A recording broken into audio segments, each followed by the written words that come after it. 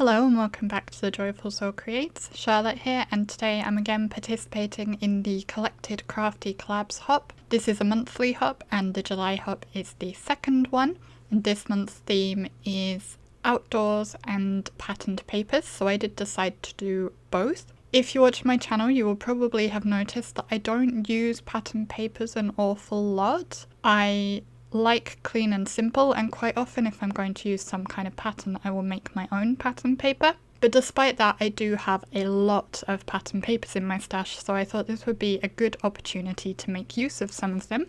I decided to use a pad of pattern paper that I bought at Lidl quite some time ago, so it's not even a pattern paper brand. These are just some cheap pattern papers that I got in a pad from Lidl. And the good thing about pads is that the patterns will often go well together, so I picked a variety of colours. I wanted one with blues for the background, greens for the grass area, and I will also bring in some other colours for the flowers. So I started by cutting the blue paper I chose for the sky, which is this one with all the stars on it, with the second largest of the large stitched oval stackables from Lawn Fawn. All the dies I'm using here are from Lawn Fawn, as are the stamps I will be using, and you can find links to all of those in the description box below, or if you're watching on my blog, they'll be in the blog post. I used the exact same die to cut 2 ovals of the green, so I can use this to cut out my flowers. That way my little hills will also have that stitched edge on them. This is using the flower border die, and I created 3 hills with this, and I actually snipped off the flowers from the second one because I felt it was a bit too busy. I do believe you can get a coordinating curve for just like a hill border from Lawn Fawn, but I don't have that one, so just snipping the flowers away worked perfectly fine for me.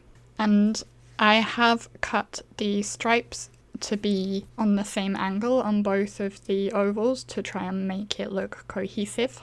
And each time I cut a new row, I used the previous rows to help me work out how tall I want that hill to be, which is what I'm doing here, just fiddling around a bit, checking exactly where I want to cut that from. Once I've got those all cut, I'm going to work on the actual petal parts of the flowers, and I have this kind of cut apart sheet that came from the same pattern paper pad, and I decided I wanted to use a variety of polka dot patterns for the flowers. I thought because I'm using stripes on the background, it would be nice to have dots on the flowers. So I choose a variety of these little squares and cut them to fit over the flowers on the flower border. I use a red with white dots, a pink with brown dots, and a yellow, actually 2 yellows, one with white dots and one with an orange dot. I actually do use 2 of the pinks as well, but they're the same coloration as each other. Just one, the dots are closer together and smaller, and the other, they have more space between them. So I actually used that to give some perspective to my scene. I used the ones that were closer together to be the flowers in the background, so that that smaller size of the dots kind of forced some perspective on the scene, if that makes sense. I did also, I almost forgot, I used some blue pattern paper as well for some of the daisies, and this is not quite the same style of polka dots as the other one, but it was the best option, I thought, because I did want to bring in some blue, and this was the best colour option that still had that dotty theme, so that's what I went for. And I'm just trimming the polka dot flowers off of their stems with my knife, and I will use my Nuvo Smooth Precision glue pen and my tweezers just to adhere those onto place on the flowers.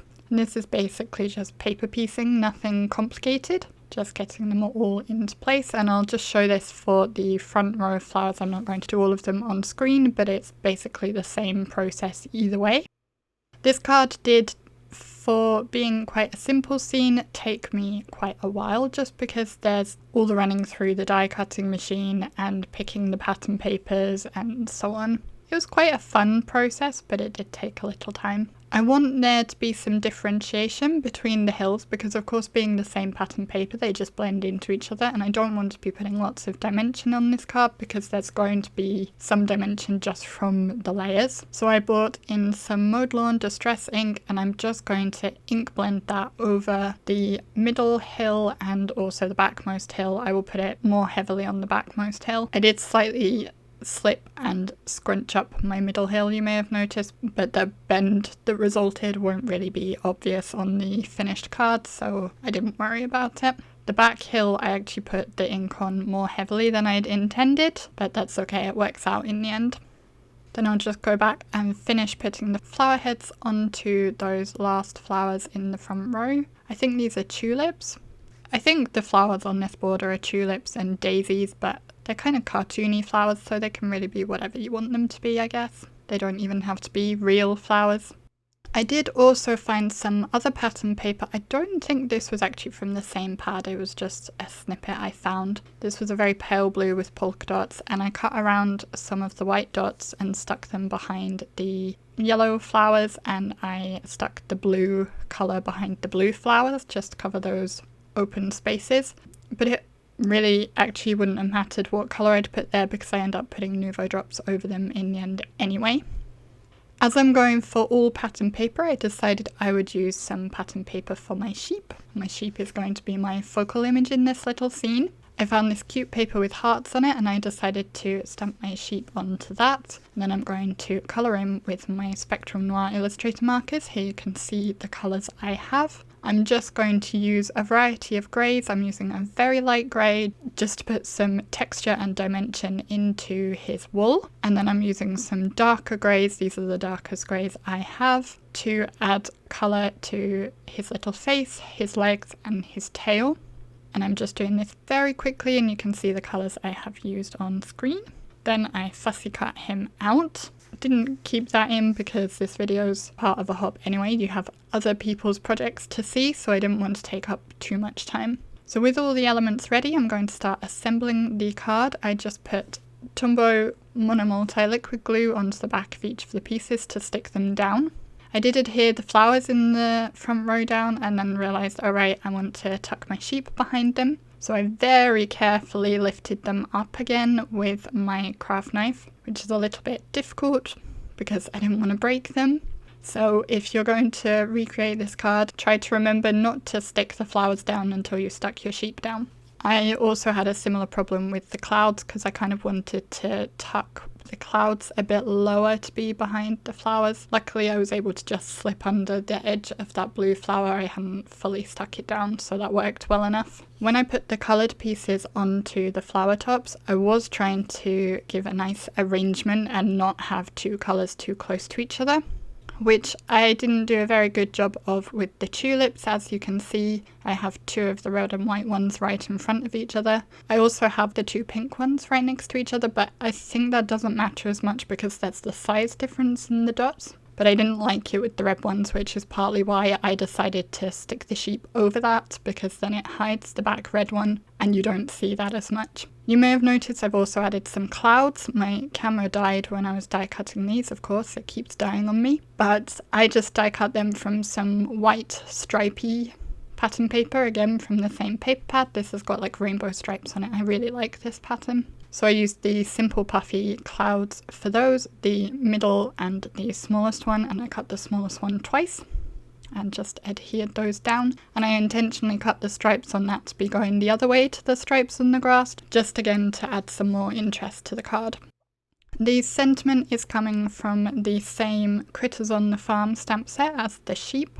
I think this is quite an old stamp set, but I haven't used it all that much, so I thought it would be a good one to choose for this hop. I put some craft foam on the back of my panel to pop it up on my white card base. I did that off screen. And then I'm just going to go in and add the middles to those daisies. For the blue flowers, I used Sweet Lilac, which is kind of pinky pale purple. And for the yellow flowers, I used Blue Babe.